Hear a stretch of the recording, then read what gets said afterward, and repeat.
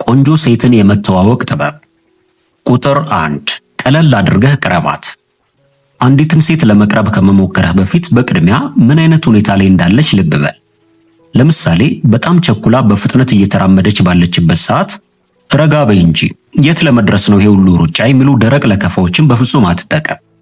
እንዲሁም በሆነ ጉዳይ ላይ በጣም ቢዚ እንደሆነች እያየህ ብታወራት ትርፉ ድካም ብቻ እንደሆነ እወቅ። ከዛ ይልቅ በደንብ የተረጋጋችበት ሰዓት፣ ስራ ላይ ያልሆነችበት፣ ሐዘን ወይንም ንዴት ውስጥ እንዳልሆነችና ጥሩ ሙድ ላይ መሆኗ ሲሰማህ ብታዋራት ውጤታማነትን የበለጠ ከፍ ታደርገዋለህ። ነገር ግን ስትቀርባት እሷን በፍቅር ለማስመጥ ወይንም የሆነ ነገር ከሷ ፈልገህ እንደቀረብካት በፍጹም እንዲሰማት እንዳታደርግ። ዘና ባለ ስሜትና ከሷ ምንም ነገር ሳትፈልግ ቀለል አድርገህ ለጨዋታ ብቻ ቅረባት።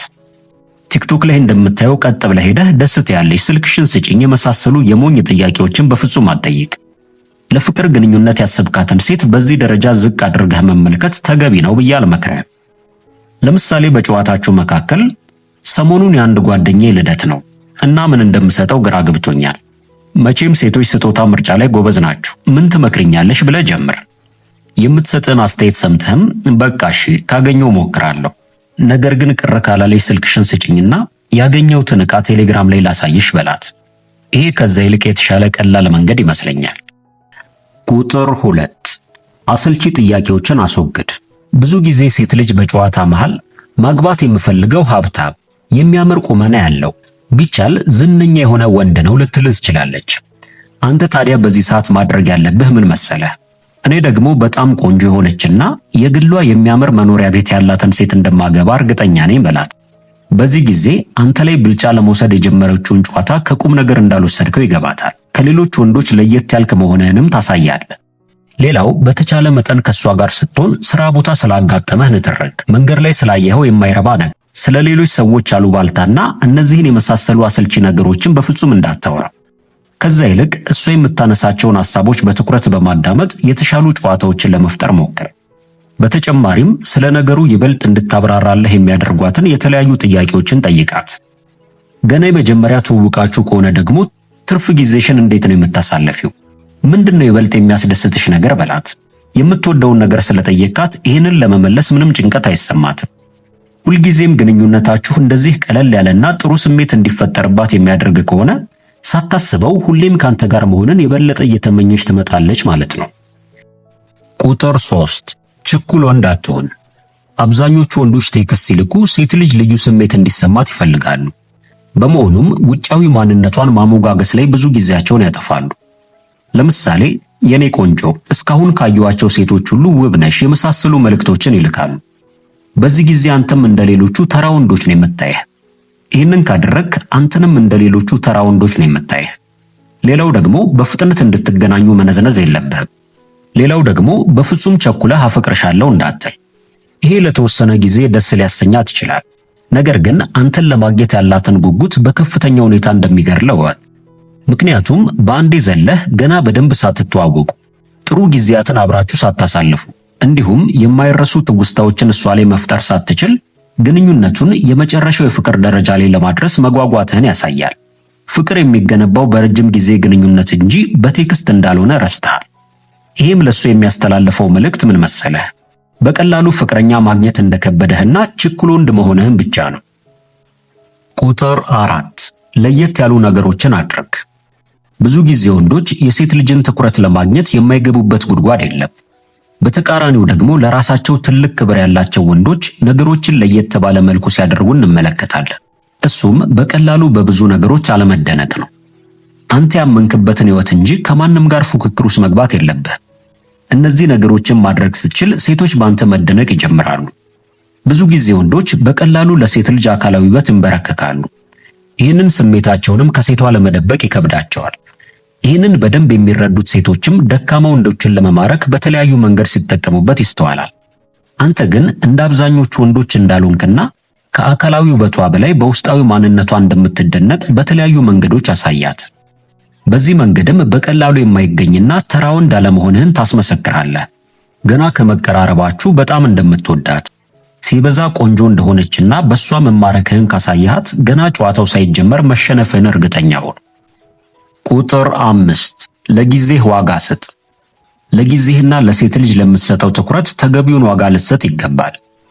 ጊዜውን በአግባቡ የሚጠቀም ወንድ ከፍተኛ ዋጋ ያለው ወንድ ነው።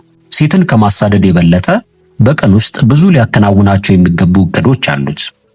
አንተም ታዲያ ሁሌም ቢሆን ለዓላማህ ቅድሚያ ስጥ። ዓላማ ሲኖርህ የማያዛልቁ ግንኙነቶች ላይ በፍጹም ጊዜህን ማጥፋት አትፈልግም። ብዙ ስኬታማ ወንዶች ጊዜያቸውን በአግባቡ መጠቀም የቻሉና የራሳቸውን ህልም ለማሳካት የቆረጡ ናቸው። ያሰቧቸው ነገሮች በራሳቸው ጊዜ እንዲሳኩ ሳይሆን እቅዶቻቸው መሳካት የሚችሉት በእነሱ ጥረት ብቻ እንደሆነ ያምናሉ። ይህም ጥረት በሴቶች ዘንድ ማራኪና ተፈላጊ ወንዶች ያደርጋቸዋል። አንተም ታዲያ እቅዶችን ከግብ ለማድረስ የተመኛሃትን ሴት ቀርበህ ለማነጋገር ከሷ ጋርም ጥሩ ጊዜያትን ለማሳለፍ ድፍረት ይኑርህ። እድል ደፋርን እንደምትደግፍ አትርሳ። በፍጹም ብቻህን መሆንንም እንዳትፈራ። ምክንያቱም አንተ የትኛዋም ሴት እንኳን አብራህ ባትሆን ሙሉ ወንድ መሆንህን እርግጠኛ ሁን።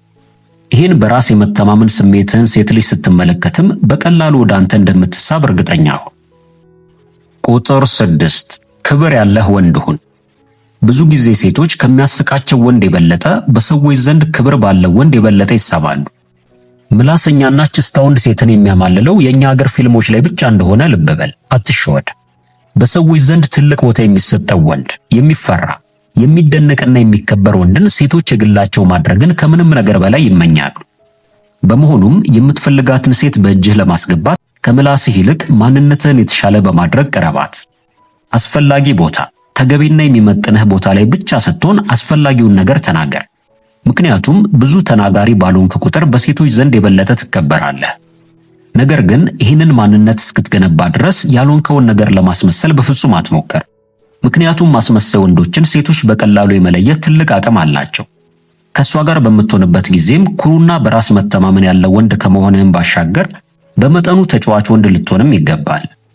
ማለትም በቁም ነገር ሰዓት ቁም ነገረኛ፣ በጨዋታ ሰዓት ደግሞ ቀልድ አዋቂነትን አስመስክር ማለት ነው። በጣም ጨዋታ የምታበዛ ከሆነ ግን እንደ ወንድ ጓደኛዋ እንጂ እንደ ፍቅረኛ ላትመለከትህ ትችላለችና ወንድሜ እዚህ ጋር በጣም ጥንቃቄ ልታደርግ ይገባል። ቁጥር 7 በዘዴ ቅረባት። ብዙ ጊዜ ሴቶች አዲስ ሰውን ለመቅረብ ፍርሃት ሊሰማቸው ይችላል። ታዲያ አንተም ለመጀመሪያ ጊዜ አንዲት ሴትን ስትቀርባት በቀጥታ ወደሷ ሄደህ ከማዋራት ቀስ ብለህ በዘዴ የሆነ ምክንያት ፈጥረህ ቅረባት። በዚህ መንገድም በቀጥታ ወደሷ መምጣትህን አይታ ከመደናገር ይልቅ ዘና ብላ ለንግግርህ ቀና ምላሽን ልትሰጥ ትችላለች። ልጅቷ ከወንዶች ጋር ብዙም ቅርርብ የሌላት ከሆነች ደግሞ ልትፈራህና ልትጠራጠርህ እንደምትችል አስብ። በመሆኑም ለምታሳይህ ምልክቶች ትኩረት መስጠት መቻል አለብህ። ፍላጎት እንደሌላትና ንግግራችሁን መቀጠል የማትፈልግ መስሎ ከታየህም ወዲያውኑ ጨዋታውን እዛ ጋር ቋጨው። ሴት ልጅን በራስ በመተማመንና በድፍረት መቅረብህ ለዚህ በቀላሉ መፍትሄ ይሰጥሃል። ማለትም ይሄ ግንኙነት ካልተሳካ ላንተ ከማትሆን ሴት ጋር እንዳለህ ተረድተህ በቀላሉ አቅጣጫህን መቀየር ይኖርብሃል ማለት ነው። ለዛሬ የነበረንን ዝግጅት በዚህ አበቃን። በቀጣይ በተለያዩ አዝናኝና አስተማሪ ፕሮግራሞች መልሰን እስከምንገናኝ ድረስ ለቻናላችን አዲስ ከሆናችሁ ሰብስክራይብ፣ ላይክ እና በምንሰራቸው ፕሮግራሞች ዙሪያ ያላችሁን ሐሳብና አስተያየት በመጻፍ ቤተሰብ ይሁኑ እንላለን። መልካም ቆይታ።